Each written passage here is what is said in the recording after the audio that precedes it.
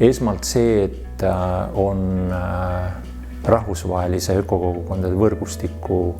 suur huvi siia tulla, sellepärast et Eestis on väga palju põnevaid algatusi toimunud. Teiseks, et meie Eesti riik on justkui üks kogukond, hea näide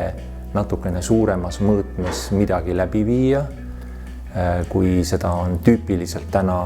maailmas erinevates ökokogukondades või külades. Järgmisena on see, et nii tervikuna nii maailmas kui ka Eestis sealhulgas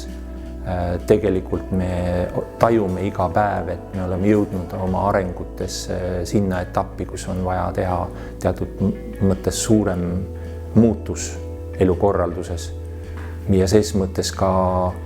miks see Eestis toimub, üheks oluliseks põhjuseks on Lilleoru enda kogukond, kus on juba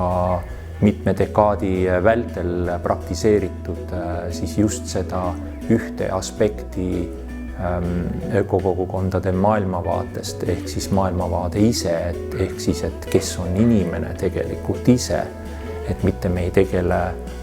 ainult muutmisega, välise muutmisega, on see siis keskkond või